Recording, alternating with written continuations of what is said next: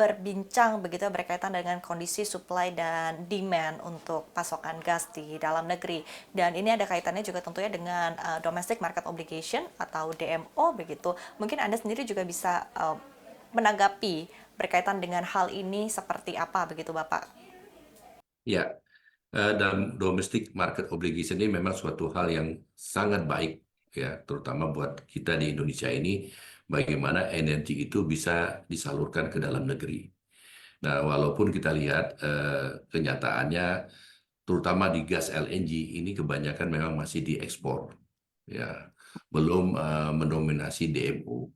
Sehingga memang ke depan kita harus melihat adanya kewajiban ini bahwa setiap pengembangan-pengembangan lapangan, terutama lapangan baru gas, ini harus menyalakan DMO ini, artinya sebagian besar ini harus masuk ke dalam negeri. Nah, hal ini memang harus kita pertimbangkan karena memang tidak mungkin juga kita meminta kepada K3S atau pengembang produsen atau pengembang-pengembang ini 100% itu ke dalam negeri. Karena tentunya dalam rangka pengembangan, dalam rangka kebutuhan pendanaan, tentu ada pihak-pihak lain yang menginginkan sebagian energi itu untuk dibawa ke negara mereka. Nah, itu yang kita juga harus perhatikan untuk kita lihat bahwa memang eh, lapangan-lapangan baru memang cenderung ada sebagian itu untuk diekspor. Tapi lapangan-lapangan yang sudah mungkin berjalan, sudah tidak membutuhkan pendanaan lagi, yang sifatnya lebih melanjutkan, ini sebaiknya memang mayoritas atau dominasinya adalah kebutuhan dalam negeri.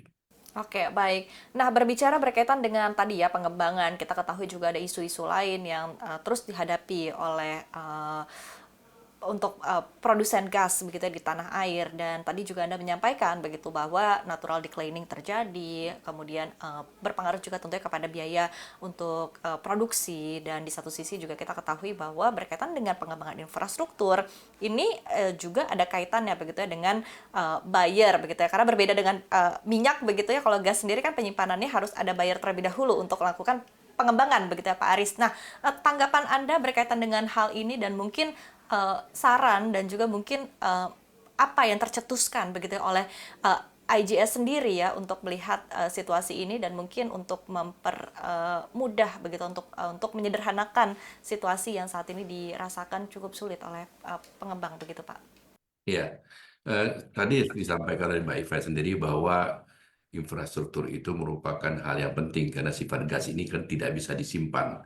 Gas ini harus langsung diproduksikan dan langsung disalurkan. Kalau kita melihat sendiri setiap pengembangan lapangan itu komitmen-komitmen yang bersifat jangka panjang itu harus diperlukan ke depan. Berbeda dengan minyak yang bisa diproduksikan dan kemudian kita bisa jualkan. Kalau gas sebelum kita kembangkan kepastian komitmen pasar itu harus sudah ada di depan.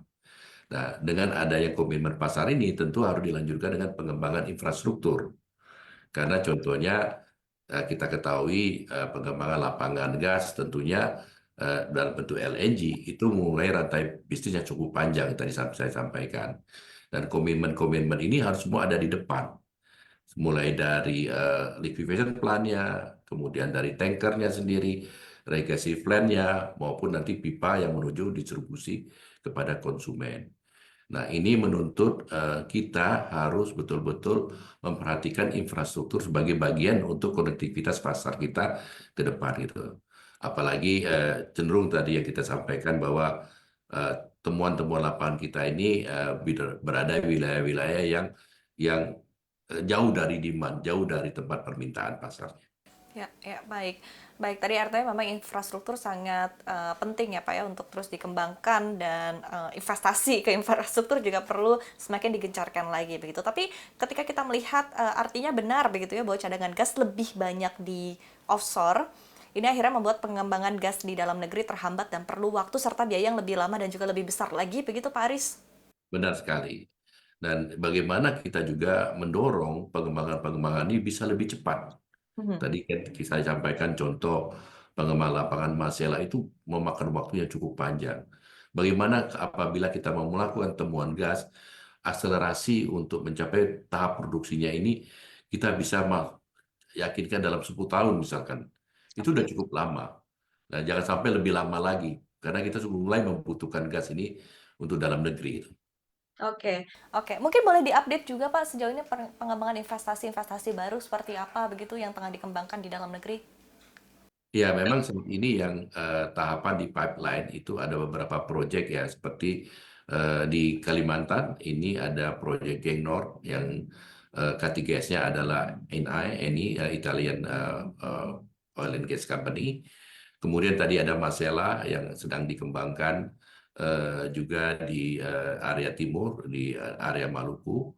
Kemudian ada beberapa juga di Papua, itu dikembangkan oleh BP dan juga oleh Genting Oil. Dan juga temuan-temuan baru oleh Mubadala seperti di area Andaman, di wilayah Aceh. Nah, ini adalah proyek-proyek yang merupakan harapan kita ke depan untuk menjadi tulang punggung untuk produksi di dalam negeri ke depan. Tinggal bagaimana kita mempercepat temuan-temuan ini masuk ke dalam tahap produksi. Oke, oke. Untuk timeline-nya sendiri mungkin bisa digambarkan, Pak Aris. Ya, Kapan begitu produksi akan mulai? kalau kita lihat di atas kertas sendiri, ya seperti tadi Pasela itu ditargetkan sebelum 2030. Tapi kalau kita melihat FID-nya sendiri hanya akan dibuat di akhir tahun 2026, artinya paling cepat itu di 2030 baru akan commissioning atau dalam tahap produksi. Nah, belum lagi produksi dari lapangan-lapangan yang temuan baru. Mungkin yang paling dekat ini adalah temuan-temuan produksi yang akan dilakukan oleh Eni dari Italian itu mungkin akan mulai di tahun 2027-2028. Oke, baik. Artinya masih sesuai dengan timeline dari sebelumnya begitu ya, Pak. Tapi apakah dengan perubahan pemerintah saat ini begitu ya, ada sedikit pergeseran waktu atau timeline begitu sesuai dengan dari yang sebelumnya sudah direncanakan, dan apakah sebetulnya ada juga mungkin aturan-aturan yang berubah begitu yang akhirnya berpengaruh kepada proyek-proyek ini? Sementara ini tidak ada ya. Saya kira pemerintah sekarang justru mendorong percepatan dan mereka memang ada salah satu target dari pemerintah sekarang adalah swasembada energi. Jadi tentu pemerintah ingin supply-supply atau pasokan-pasokan gas ini bisa sesuai dengan tata waktu yang sudah disepakati. Oke, baik. Pak Aris, kita berbicara mungkin berkaitan dengan outlook ya, atau pandangan Anda untuk proyeksi ya, baik dari sisi produksi maupun juga demand gas di tanah air. Tadi kita sudah mendengar beberapa background-nya, target dari pemerintah untuk swasembada energi, kemudian target dari pemerintah untuk peningkatan pertumbuhan ekonomi, sehingga akhirnya mendorong lagi demand akan kebutuhan energi, termasuk gas, begitu ya. Bagaimana Anda juga melihat mungkin potensi gas di tanah air yang masih begitu besar, tapi di satu sisi tetap memerlukan eksplorasi dan juga investasi yang lebih lanjut untuk infrastruktur dan juga lain sebagainya. Seperti apa outlook Anda overall berkaitan dengan hal-hal ini, Pak Aris? Ya, kita lihat kembali energi yang ada di Indonesia yang harus kita syukuri bahwa Indonesia ini masih dikaruniai dengan sumber energi yang cukup berlimpah, walaupun berada di bawah tanah, yang jauh di area-area yang remote area. Nah, tentu dengan untuk mengangkat sumber energi ini dalam tanah ke atas, ini kita memerlukan modal, kita memerlukan teknologi, dan kita memerlukan human capital. Mhm. Artinya, dalam pengembangan ini kita memerlukan partner, pihak-pihak yang mempunyai pengalaman, yang mempunyai modal, dan mempunyai teknologi. Nah, tentunya kalau kita lihat dengan jumlah cadangan dan pasokan yang ada di Indonesia, sementara ini sebenarnya mencukupi untuk konsumsi dalam negeri. Bahkan pertumbuhan energi, pertumbuhan industri maupun sektor kelistrikan dari tahun meningkat, ini masih tetap dapat ditutupi dari sumber-sumber pasokan dalam negeri. Tetapi, seperti kita ketahui, tentu pihak-pihak partner tadi ingin juga membawa sebagian energi itu ke negara mereka. Baik negara yang berinvestasi, apapun negara yang memberikan pendanaan. Nah, oleh karena itu memang kita harus melihat ke depan bahwa kita tidak bisa memaksa produksi di Indonesia ini 100% untuk dalam negeri. Mhm. Tetap kita harus membuka ada peluang mereka untuk diekspor keluar. Ya. Nah, bagaimana dengan menutupi kekurangan-kekurangan ini? Ya tentu kita harus mengimpor. Jadi memang akan terbuka ke depan ini adalah ekspor dan impor. Tinggal bagaimana kita melakukan optimalisasi di harga berapa kita membeli impor tersebut dan harga berapa yang kita lakukan untuk ekspor.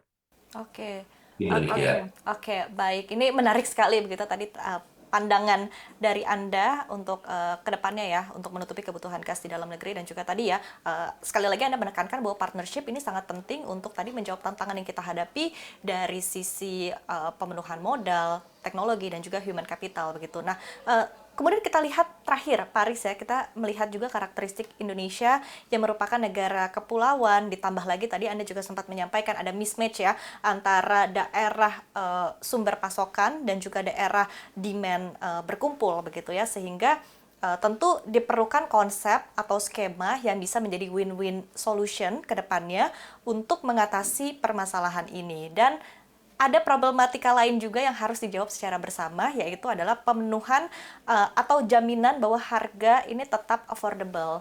Nah, ini seperti apa? Mungkin konsepnya bisa Anda jawab secara keseluruhan sekaligus untuk menutup diskusi kita pada hari ini, Pak Aris. Ya, terima kasih Mbak Iva. Ini pertanyaan yang cukup sulit ya, tapi mungkin bisa memberikan gambaran bagaimana Indonesia ke depan. Ya, kalau kita lihat saat ini memang temuan-temuan cadangan itu berada di wilayah-wilayah yang jauh dari demand, ya dari permintaan. Demand kita, pasar kita ini 80% berpusat di Pulau Jawa dan Sumatera. Sehingga bentuk gas ke depan ini adalah polanya adalah dalam bentuk LNG. Sehingga dengan adanya LNG ini memerlukan biaya pengembangan, biaya produksi yang lebih tinggi karena rantai bisnisnya lebih panjang dibandingkan dengan gas pipa yang selama ini kita banyak pergunakan, gitu. Nah, dalam bisnis LNG ini tentu kita juga harus melihat polanya ini adalah secara global. Artinya kita harus siap dengan kondisi-kondisi global yang permainan pasar LNG. Seperti harga yang dilingkan dengan komoditi lain, dengan harga minyak, dengan pasar-pasar yang berlaku di area Asia Timur maupun di Eropa maupun di Amerika gitu. Nah, dengan adanya link kepada komoditi ini dan terbukanya eh, pasar LNG ini dengan harga internasional, tentu konsumen ini harus siap membayar lebih mahal dibandingkan dengan gas pipa. Nah, ini yang satu hal yang eh, kita harus mulai siap dengan kondisi energi yang relatif lebih mahal dibandingkan gas yang kita beli pada saat ini atau sebelumnya.